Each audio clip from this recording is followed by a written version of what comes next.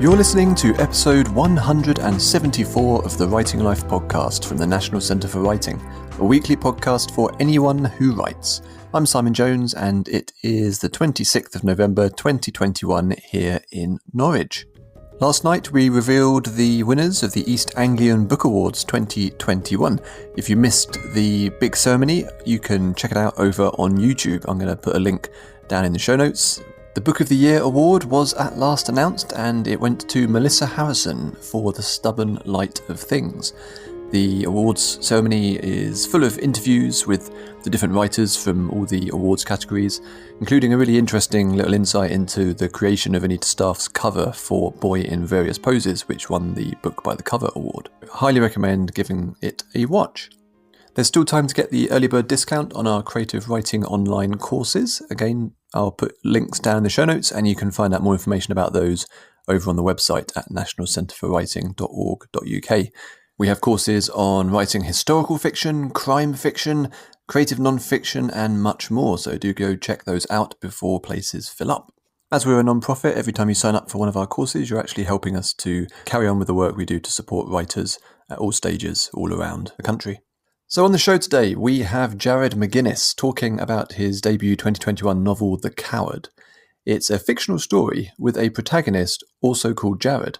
And in talking with Peggy Hughes on the podcast today, he unpicks the boundary between fact and fiction.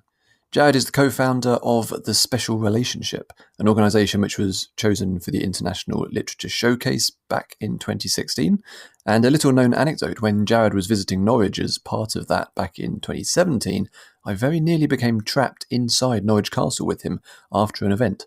I won't go into full details, but suffice to say we did both eventually manage to escape and only required a small amount of daring do to do so. As part of The Special Relationship, Jarred was the creative director for Moby Unabridged, a 4-day immersive multimedia reading of Herman Melville's Moby Dick at the South Bank Centre, which involved hundreds of participants. I really wish I'd had a chance to actually go and see that. His short fiction has been commissioned for BBC Radio 4 and has appeared in numerous journals. He's been an associate writer for Spread the Word and a mentor for The Word Factory. Okay, I will now hand over to Peggy, who is chatting with Jarred all about the writing of The Coward and that curious blend of fact and fiction. It's a great conversation between Peggy and Jarred. Just wait until you hear about Jarred's wormery. Jarred, it's so nice to have you today on the podcast with us to talk about your amazing, astonishing book, The Coward. What would you let's start from the very beginning in the words of Julie Andrews and just tell us a little bit about the sort of starting engine for this book. When did you want to start writing it, and what was the thing that kicked it off, I guess?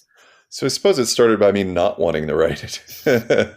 Because, I'm an author in a wheelchair, and I know publishing very quickly will put you in a little box. And anytime you try to sneak out of that little box, they'll put you right back in that box. And I didn't want to be a hyphenated author. I wanted to be an author. I wanted to write something that was kind of undeniable, regardless of that, But as these things are, what you want to write isn't entirely up to you. There's something in the psyche that's pushing you towards something. And I was writing a bunch of short stories and kind of getting attention for the short stories. And when I kind of looked at it, I think it was kind of looking at, maybe this is a collection. And then I'm like, oh man, this is a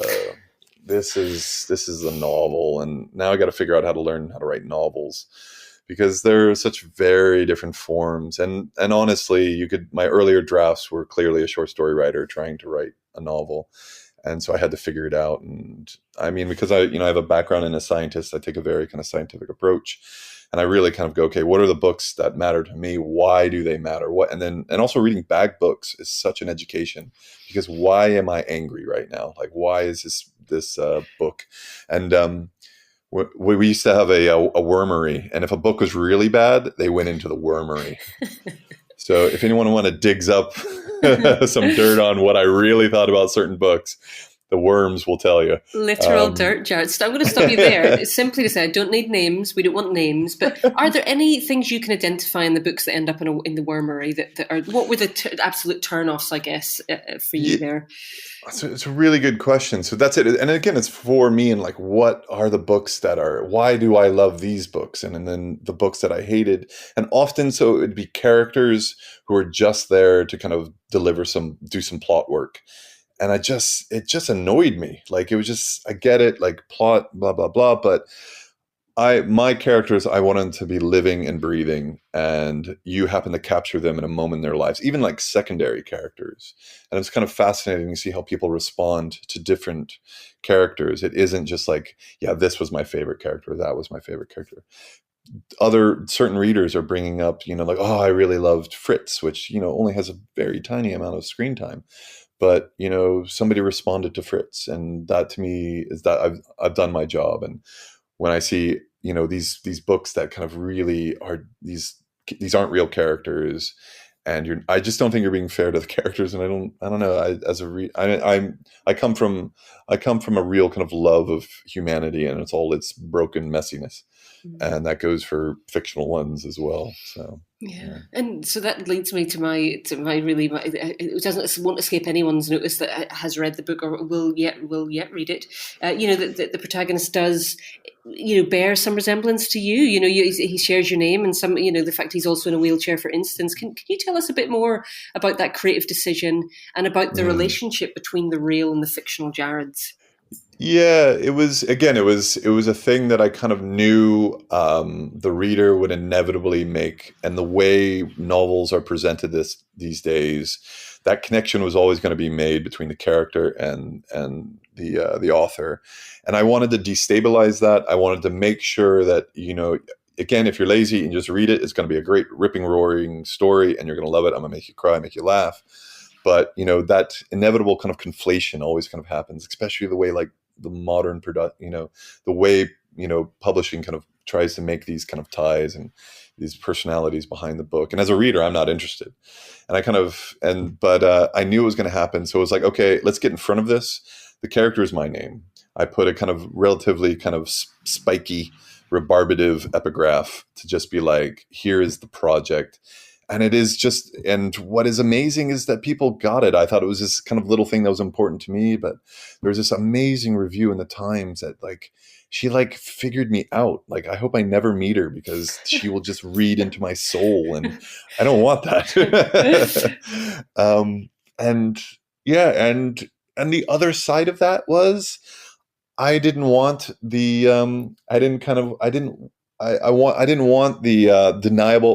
plausible deniability that some fiction writers want between them and their characters. And I wanted to admit that, yeah, some of this stuff that he's saying and thinking is me. I'm not, the ugliness of Jarred, the character, it comes from somewhere. And it was kind of phenomenal when I stopped pretending that it was just, I was just writing the story, just happened to be another wheelchair guy. It really cracked it open. And I think what a lot of the responses are, they talk about honesty. And I think that's because I was able to admit kind of the ugliness. And it was a huge catharsis to kind of finish the book. And, that's why I kind of say, like, people spend tons of money on therapy, but I figured out a way to make people pay me $16.99 a pop. To just kind of like be a little bit more at peace with myself as a human. And gosh, that's great. And I think what it made was for a better novel. I really do believe that.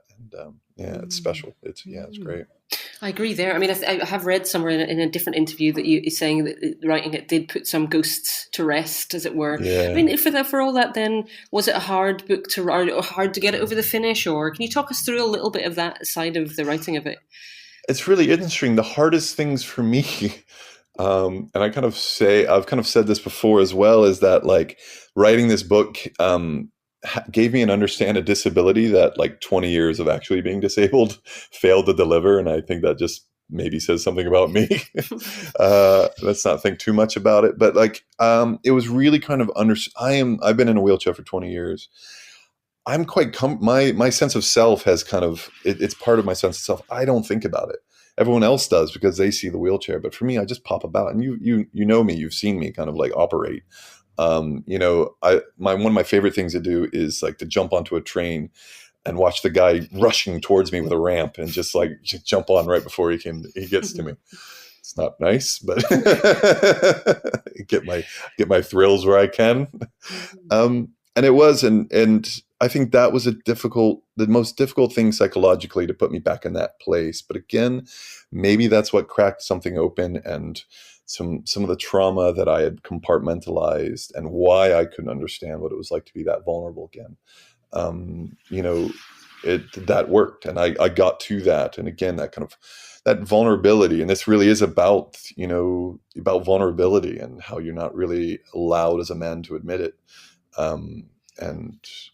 So I think that was probably the hard to get into. And I was researching it, and I was looking at people discussing who are newly injured, because and that really sparked some memories of just the questions, just kind of what's going to happen. And it opened up the space where I could make Jarred. I gave him the vulnerability he needed, whether he was worthy and capable of love, that kind of thing. And I think that's at the heart of the book. Yeah, no, absolutely. And now we're talking about Jarred McGinnis in the novel, and he's not an easy character, is he? Really? I mean, I'm quoting directly from the book. What's worse than being in a wheelchair? Being a fuck up in a wheelchair. So why did Jarred in the novel have to be such a complicated figure for you? Well, I mean, so one, easy answers don't make for good fiction. That's one answer, and the other one as well was that I set out to write a book about a disabled character that wasn't about disability, because that's where I could see people were pushing me towards. And I get it, because that's the story they know, so they think that's the story that should be told. And so that was my deliberate project, and foolhardy, but it's now I feel slightly better about it. Because that's it. You could see there's so few stories about disability that people just want to go back, and that's the problem that runs across anyone who's underrepresented, is people think they know what that story is, and so when you don't go along those lines, those kind of well-worn lines, they question you, not there. And so that really was my project, was to get the reader to question their assumptions. And so and how that worked functionally was that he has a lot of problems, and the wheelchair is the least of them. And the irony is that the coward can no longer run away. He's got to face these problems, and I put him at the heart. I put him back to a place where he has to deal with his equally snarky father, who hasn't seen in 10 years. And the way those guys communicate, the way they kind of work through and process what happened to them in the past. Yeah, that feels like I want to talk to you obviously about Jack. I'm a big fan of the father, but I want to hear, maybe that's a good moment actually to hear a little bit of kind of back and forth from them, a little reading, Jarred. If maybe you could tell us just where in the book this is and where we are. So this is from the very beginning, and Jarred hasn't seen Jack in 10 years. He ran away from home, hasn't seen him in 10 years, calls Jack and says, I need someone. He's got nowhere to go. So Jack just goes and picks him up, no questions asked. And this is literally the car is pulled up from the hospital into his childhood home. So he hasn't seen the childhood home in quite a long time. The pecan tree was still front and center, but smaller and unremarkable. In my memories of childhood, it had been a behemoth of rough gray and red bark that dwarfed the house. Its wide canopy of leaves hung with the beards of catkins put the entire front yard into shade so that the grass grew only in patches. Beneath it, I saw an 8-year-old me cracking nuts between two chunks of cement. His fingers were stained black from the 2 green husks. From the corner of my eye, I saw a 13-year-old me who snuck out of a side window as a police car pulled into the driveway. By the front door, painted butter yellow, I remembered it as white. The shadow of a younger Jack held 16-year-old me by the throat. This house was haunted with memory. A heaviness pinned me to the seat. My body knew that if I went into this house, there was no pretending. I was a 26-year-old paraplegic with no money, living back home with a man, my father, whom I hadn't spoken to or seen in 10 years. It would be Jack's bad jokes and accusing ghosts and the premature decline that awaited an invalid like me. Jack lifted my legs from the car. The laces of my red Adidas had been removed to make it easier for me to get them on and off. When he set each foot down, the bump against the ground registered at my waist. It unnerved me. Hold on to my arm, grab the old shit handle, and lift yourself up. My arm trembled with the effort. I shook my head. The wishing you were dead comes at random moments like these. It's just a flash of pining for nothingness, and it's gone before you can ransack the medicine cabinet for a bottle half full enough. These moments fade eventually. All right, let me help you. And he leaned in and lifted me out of the car without effort. He wore the same cologne as he did when I was a teenager. Once in the wheelchair, I concentrated on keeping my balance as I lifted my feet and placed them on the footplate. I'll get some wood tomorrow and build you a ramp to make it easier for you to get in and out of the front door. Mom's rose bushes were no longer where I remembered them. After my mom died, the house always had a smell of emptiness, dust, and paint. As Jack brought me into the living room, there was also an oily scent that I couldn't place until Jack cleared away his shoe shine kit, a white gym sock stuffed with tins of shoe polish. A sharp knock rattled the front door. You expecting company? Jack asked. I shook my head. He stepped outside and came back holding a pink training toilet. The three princesses in full evening gowns on the lid were weather-faded, Disney-esque shades doomed for eternity to watch toddlers foul before the royal visages. Man, Amazon's really phoning it in these days, Jack said. Why would someone throw that at your door? Neighborhood kids screwing around. There's a whole gang of them live a few streets down, jackasses. I want to put it out by the trash. You're just rearming them. Jack went outside, and the strangeness of my childhood home fought against its familiarity. I knew this place. I didn't know this place. I belonged. I didn't. I felt a seasick queasiness from the to and fro of it. Jack returned, talking before he was inside the house. When we were potty training you, does that happen a lot? What? Toilets thrown at your door? No. Jack chuckled as if I had asked a stupid question. And to be fair, I had. Now listen. When you were little, we had this little training toilet that would play music, and when you used it, you just refused to be interested. We were at it for months. I was desperate to have one less butt to wipe. Then one day, your mom heard the London Bridge playing and rushed in to see her clever little boy using the bathroom all by his big boy self. You know what she saw instead? You were pulling water out of the toilet bowl with a cup and pouring it out into your potty, clapping your hands every time London Bridge fired up. A kid's toilet thrown at your door is a weird omen, I said, looking at the window to see if the children were going to return. You were always too clever for your own good, never doing what you're supposed to and still getting rewarded. I think the parable here is that there is more than one way to make the music play, I said. Hey, that even rhymes. You get that on a sampler, Jack said. What do you want to do now? You hungry? You want to watch some TV? Just some sleep, I said, suddenly exhausted by the effort of speaking. All right, I'll set you up in your old room. He pushed the wheelchair into the bedroom, past the door with a hole more than a decade old, as if I needed to be reminded that memories here have consequences. Cardboard boxes sat in the corners. The only evidence of it once having been my childhood room was a painting that I had done in high school art class. My mother as a young woman in a western shirt, covering her face from the viewer with one hand. Jack said, I'll leave you be. You need anything? Coffee? Juice? A kick in the ass? I just managed to say some pain pills. Yep, right. I'll be right back. Jack returned. Then Jack returned with the medicine and a glass of water. Anything else? No thanks. Just a nap. The drive wore me out. I'm sore. Jack nodded his head toward the painting. Remember that painting? Do you still do any art? I didn't respond. Jack was trying to tell me that our past was okay. He was searching through the ashes to show me something that was intact, but I was too newly broken to recognize the chance to heal old wounds. He looked around, uncomfortable with the silence. All right. If you need that kick in the ass, I'm out here. Gonna close the door now, okay? Oh, lovely, Jarred. I wish we were in a room and you got the claps for that it deserves. It's so nice to hear them both brought to life. But Jack's voice, I mean, that's as in my head, I had hoped he would have sounded. I'll ask you a question just though about the past and present that we see sort of confront each other there so very richly. Such interesting turf. I wonder then, do you believe can one truly ever escape, and can that damage truly be repaired? Is that the question you were sort of asking yourself, I suppose?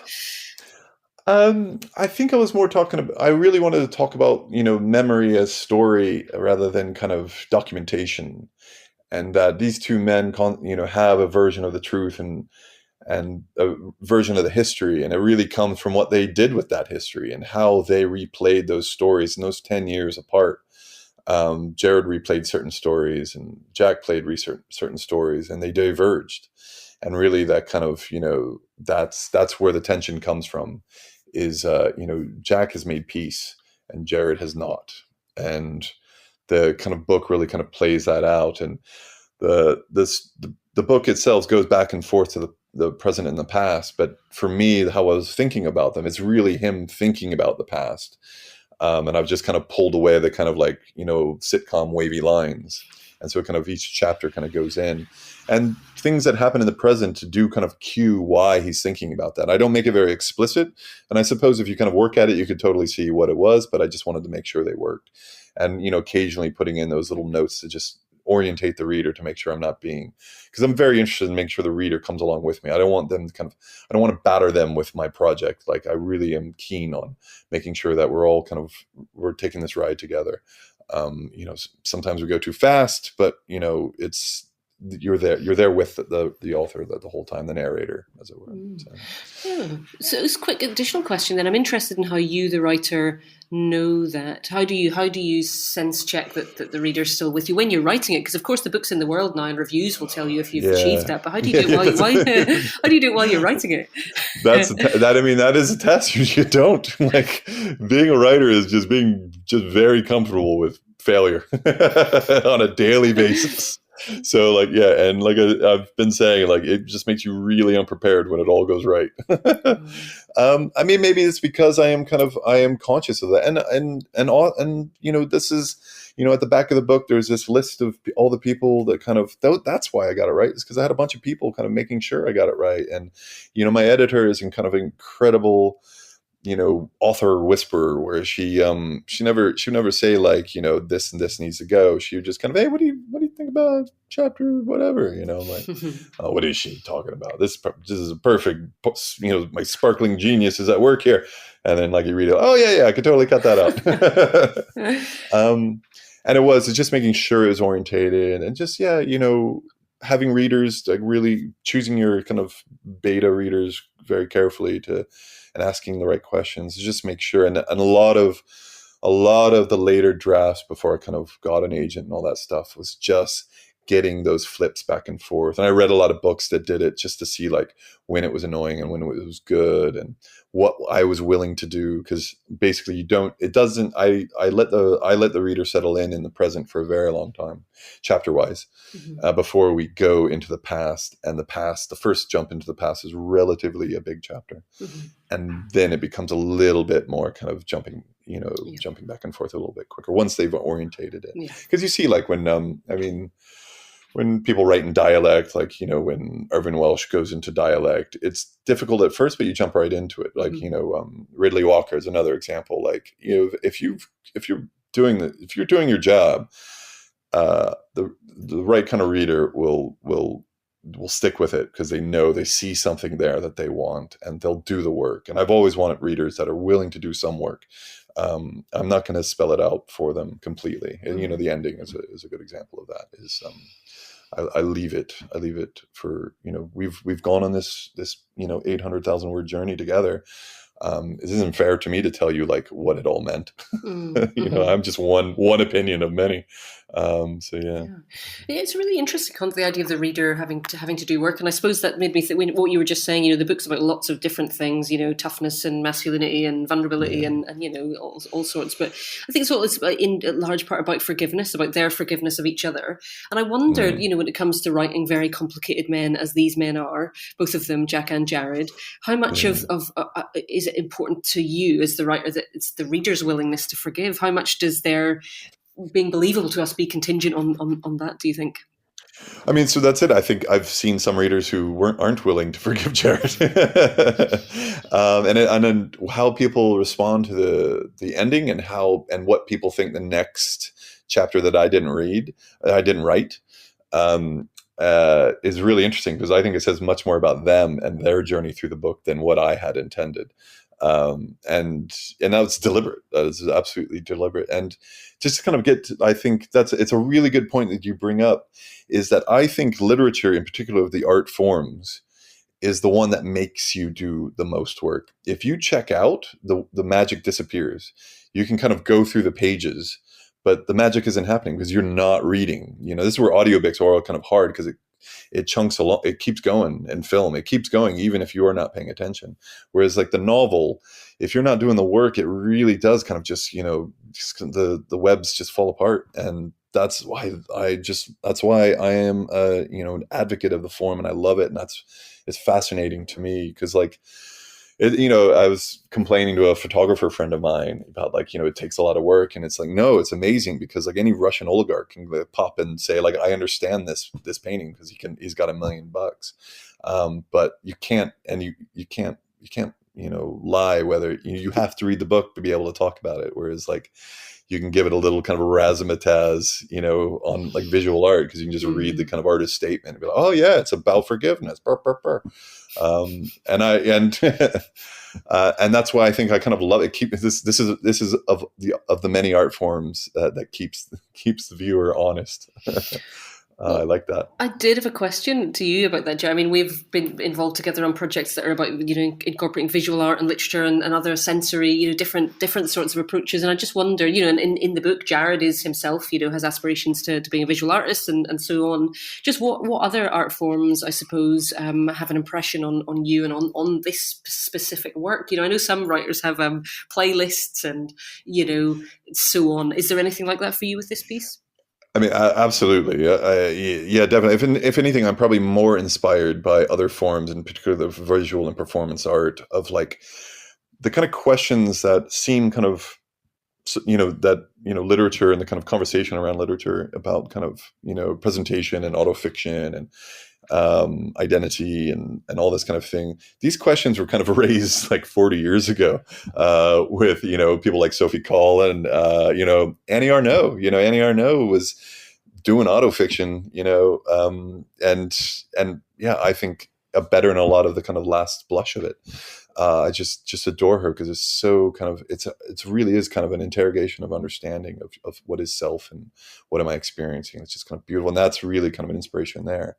And I would, there was initial drafts that had photos, because I was kind of in love with Sophie Call, and it was relatively late.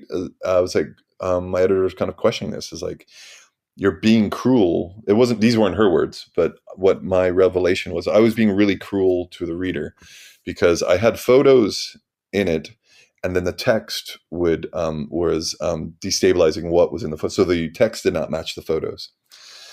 And there's only a very few reader who's going to make that connection. What they're just going to be is like, this is documenting Jarred's experience. And I was like, it's not good. I don't want to be cruel to the reader. Who wants to, spend $16.99 on a book and just have the author sneering at your mistakes when he's the one who forced you to make those mistakes? So like, it didn't make, and I was like, it's absolutely no. I must be much more generous. And I pulled them all out. I made my declaration, and then if they want to think it's me, that's fine. And it was an experiment as well. It's like, what is the effect of this destabilization? Is it going to be worse for my family? Is it going to be worse for strangers who don't know me, or maybe even people who just kind of know me? And it's been really fascinating. I thought my family would have the most trouble with it, but they know Jarred, the author, so well that they got it immediately. And they're not all of them are kind of readers of literature. strangers are curious, and I think it's worse for people who just kind of know me. Do you mean to say that you were concerned your family would be destabilized specifically by the version that had the pictures in, or by the text? No. So the version that exists is this book. The one with pictures doesn't exist. Early? That is on an alternative timeline. So they never saw that, they only saw it published, because I definitely don't want people's opinions until it's published. Sure. And so that was a question I had for you, though. Like, was there any other kind of familial or ethical considerations around? Oh, absolutely. Yes. Okay. Let's hear about that. How was that? Well, I mean, it's just, I wanted to make sure everyone knew it was fiction, and I wanted to make sure that this is it is a fictional work. Like, it is about me, but it's not sorry, even I get confused.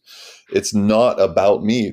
I've used my experiences and, things that kind of, the kind of emotional truth of what it's like, to be disabled in a world that just, they don't hate you, they just don't care. And in America, with the kind of like, the medical and the lack of healthcare and social services, if you die, that doesn't matter. And you see it just so kind of plainly now that it wasn't even about, they didn't even bothered whether the disabled or die. They just don't care if anyone else dies. It's real shocking. And so that they just totally got it. And it was really interesting to have those kind of conversations with, like, my grandma. And like my grandma's a old school teacher, so she's a big avid reader. And like, man, I should get a cut for like British, Irish authors. Like, there's like this hot zone of readership in Florida from like my family basically just buying all these books. And I'm like,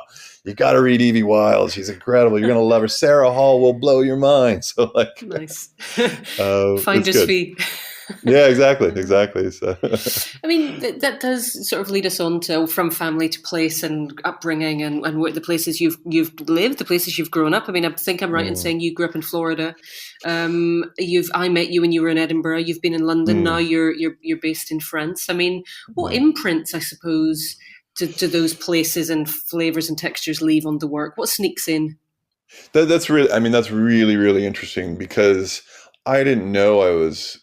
I basically became way more American when I moved to Scotland. Like, I didn't think anything of like growing up with circus people. I thought everybody grows up with circus families, and like, just you grow up in a town that was, that one of the high schools offers circus electives, like, and there was like a permanent big top.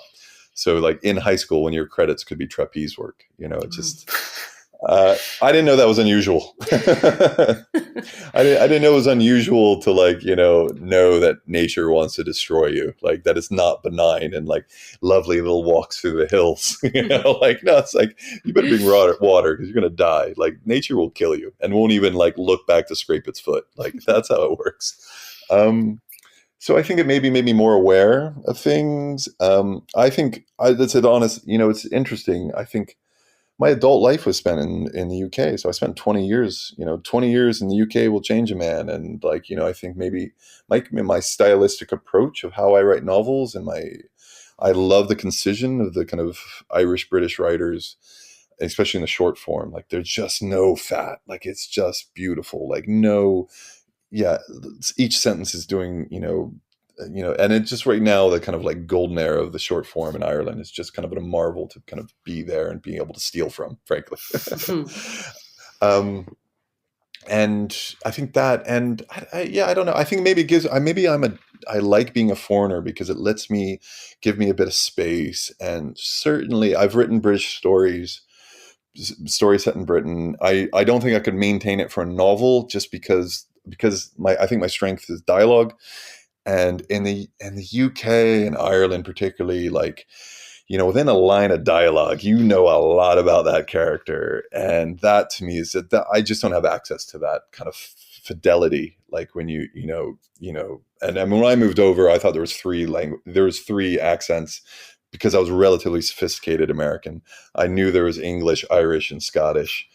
And then I live in Scotland. I moved down to Leith, and it's like, oh, there's three accents on this side of the street. Okay. Right. Okay. And that's something, like I am aware of my limitation. I did try to set some of this. When this was short stories, I tried to reset it in the UK, and it doesn't work. It just, there's something kind of essential in the voices and the experiences that this book always had to be an American book. Written by a Brit with a funny accent. I was speaking to Kevin Barry at an event recently, and he's similar. You know, there's a sense for him, the Irish writer, of, you know, you can just tell if something's flat on the page, and it is often to do for him with dialogue and with again bringing those characters to life. Something you said right at the top, you know, that sense they're not living on the page properly. You know. Yeah, and it's, again, like, I do think, like, I'm unashamedly a storyteller. I want to first tell you a storyteller, and you know, my last name's McGinnis. I was raised in that kind of Irish American tradition where more Irish than the Irish, like, you know, but I think there was some thread of like that storytelling, and it's really fascinating, like how clannish. It's really interesting of like the things that kind of like Ireland is kind of like, yeah, that's not working for us right now. But like that's kind of preserved, and like, you know, when, you know, I know how to explain myself when I meet people in the South is like, I'm from like Missouri McGinnis, and they know what that means. Like, you know, that's a particular little, you know, sept of the clan there. And just storytellers, just all of them. My little like, kind of, my great grandma O'Bannon had like red hair until she was in her, you know, till the day she died in her 90s. And she would tell these amazing stories.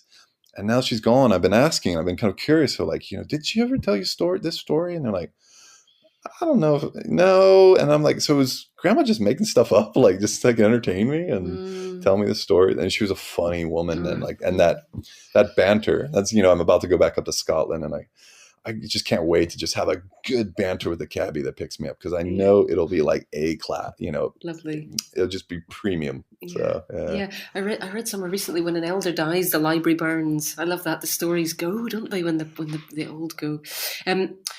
Jarred, I want to ask you a little bit about the humour in this book. I know others have, you know, The Guardian, I believe, called it it's full of lacerating gallows humour, etc. But I really like this review that said, on initial inspection, you know, it looks like it's going to fit, the Coward will definitely fit the bill of being a really sad book. You know, it's got the story of an addict who loses the use of his legs in a car crash, which kills his ex-girlfriend, lands him at risk of prosecution, sends him home to live with his father. Misery on toast, right? You know, I love that, misery on toast. But of course, it's full of lightness and humor and verve. I mean, you're a very funny guy, but talk us through how you just build that light and dark, that kind of, you know, from tragedy to quiet joy. How does it work?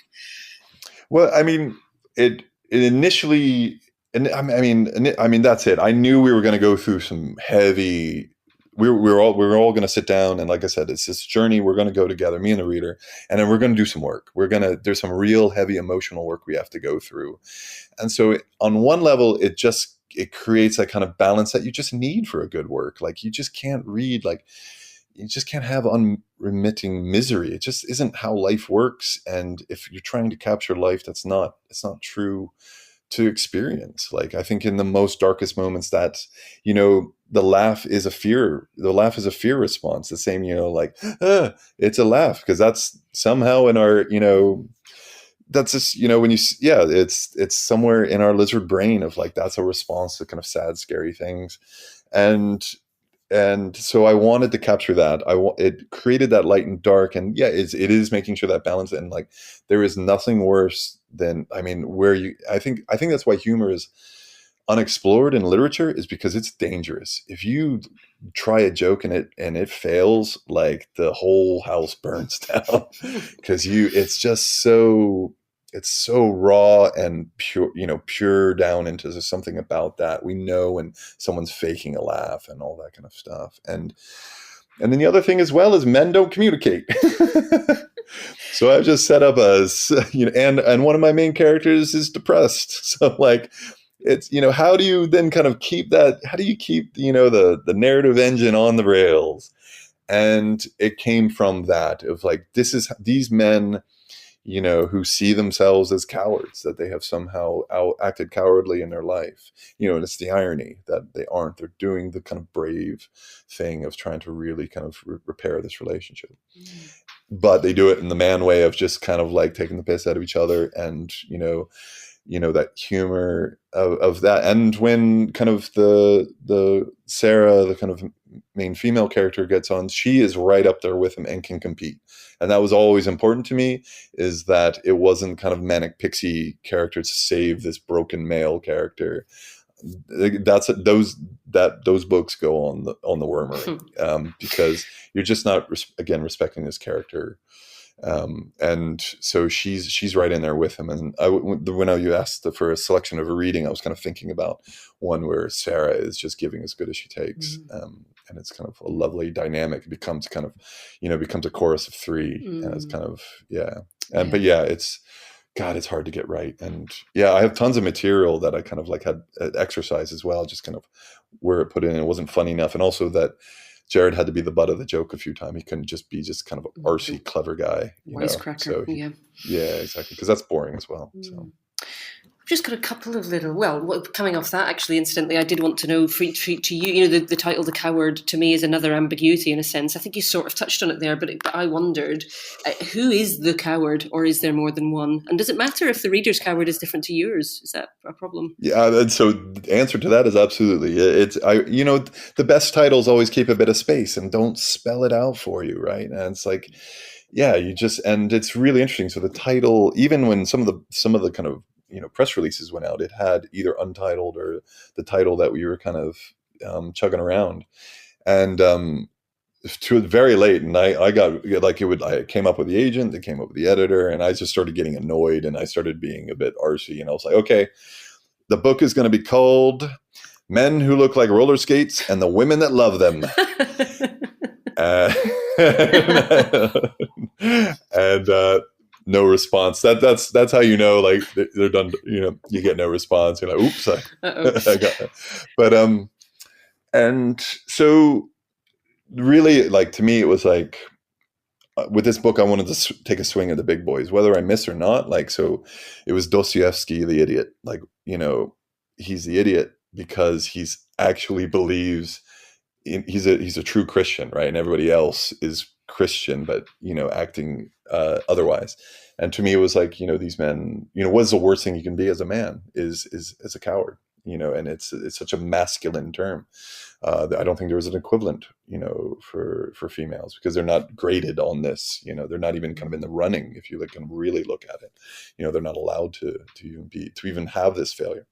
And for me, as these men see themselves as cowards, they failed somewhere, and it's ironic. And I mean, for me, the reason it was still very, very late in the game, and it really was the kind of publisher coming to, because it went around and around. It was the publisher, Jamie Bing, who really kind of said, well, what do you think the book should be called? And I was like, this is the title I liked, but one person said it was rebarbative, and I was like, I'm going to look that up, and then I'm going to come back and say, and I was like, yeah, it's rebarbative. That's what I want. But I also know that I don't know how to sell books. I just know I barely know how to write one. So. Yeah, exactly. And so when you get to these levels, you're starting to where, the art leaks into the commodity. And so I had to kind of trust them, but I was just kind of like, and they were unsure and I was unsure. And so I didn't fight as hard as maybe I should have, and maybe I would have next time, because I just know that, you just kind of know when it works. You do know it. Yeah. And it's got that kind of classical finish, actually, the coward, the idiot, the stranger, it's got that kind of standalone, vintage timelessness that's extremely pleasing. I've just got two quick fire questions for you, Jarred, to close us out. It's just, this book, it was obviously it came into the world during a pandemic. I don't want to give the pandemic loads of airtime, really, but I just want to know how how it is now to be at this side where you're getting out and about now, you're going to festivals, you've got stuff on. It must be a good feeling. Happy? Yeah, I mean, it's been amazing to, like, I was in when I came back, so I'm here for 2 weeks, so in a bunch of events, and it was delayed because they weren't letting people in from France because, like, Macron made Boris Johnson cry, so he wanted to kind of punish them or something. I don't know what's going on over there, but only the French were not allowed back, so everything got delayed. Everything was a big mess. I had some events online which were amazing, but it really was like, my first event was in a room full of booksellers. It was the Booksellers Association, and they invite some writers to chat with stuff like that. And so I started meeting people like who sold books, and like people came and were excited and talking about the book. And it was just this like big love of like, I always talk about this in kind of ecclesiastical terms, is that this is the religion I picked, this kind of strange religion of literature. And these are my people. This is our church. And we were just a bunch of zealots in here and I sat down with the guys from after dinner and had a pint with the guys from Mr. B's Emporium, and just the kind of enthusiasm for just not my book. They love my book, but like not only my book, but just like books in general. Like, have you read this? And I had this like ridiculous list of like, and talking to people in the Europa editions, and I'm like, oh, that's amazing. And they're doing this magazine now called The Passenger. I was like, I want this book. I want this, and I was just like, yeah. And I was just, it was great. Now I'm kind of like, that's that. And now I'm going into bookshops and like, there's my book. Like, that's that thing. And I'll be like, the first time I did it, it was just like embarrassing. I'm like, that's me. That's me. I'm there. And the bookseller was at Owl Bookstore. She's like, do you want to sign it? I was like, do you want me to sign it? I could do it. It's totally me. And you want ID? I'll give you ID. I love it. And so it's been great. It's been really, because you work so hard and often alone in the dark, and you just don't know. But I've just been floored by, the response and the reviews. Like, I know great books can easily disappear without a trace. And the fact that this one's gotten so much love and it's great for me, but it's for the book. Like, this book, I just, on certain emails, I just kind of write, go little, every time I get a bit of good news, I'm like, go little book, go, like it's out there, and, people are responding to it and, in amazing ways. That's what you want to, that's why you do it. Why else would you do this stupid thing, like waste your time, Ali Smith, I think it is, says, the book's like a bird, she flaps the book like a little bird, and it's doing its thing. It's there in the world, flying around, nice. It's on its own, and that's it. I've done the work as best as I can, and I kind of, and it's hard for me to say like, it's a good book, but I remember it was near the final edit. I was like, this book doesn't, mess around. This book is doing the work I wanted it to do. And that's to me is like, that's all you got. That's the only thing that truly is exciting as a writer. Everything else is kind of, it's an industry, and it's kind of, it really doesn't involve you. Well, just on that's my final note really was simply, and it's probably a ways off, you're still very much in this book, but do you have any inkling of what's going to be coming down the line next, I guess?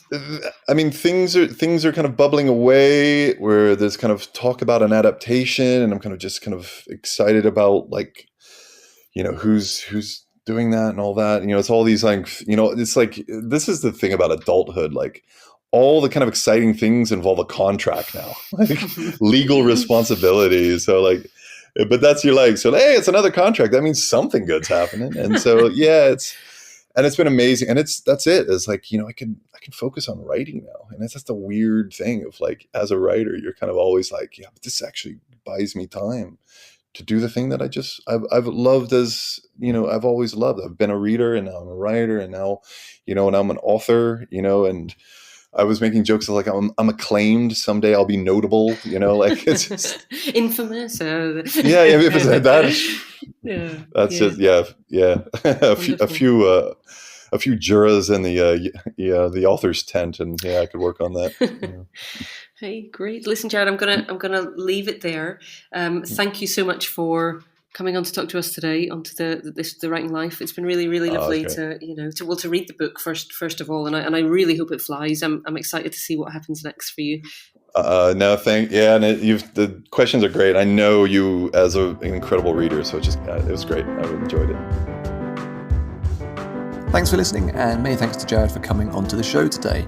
If you have questions or want to get in touch about anything we're up to, you can find us on Twitter and Instagram at Writers Centre. We have a Facebook page, and of course our website at nationalcentreforwriting.org.uk contains full information about everything we're doing, which, incidentally, is a lot. You can sign up to our newsletter there, and also we'll find a link through to our Discord community, which I highly recommend because it's full of lovely writers from all over the world, in fact, talking and sharing notes and tips and work. As a UK registered charity, we rely on the generosity of our supporters to make our work possible. You can make a donation over on the website by going to the Support Us page, and many thanks in advance if you do so. Please do rate, review, and subscribe to the podcast, as it does help other people to find it. Thanks again, do keep writing, and I'll be back next episode.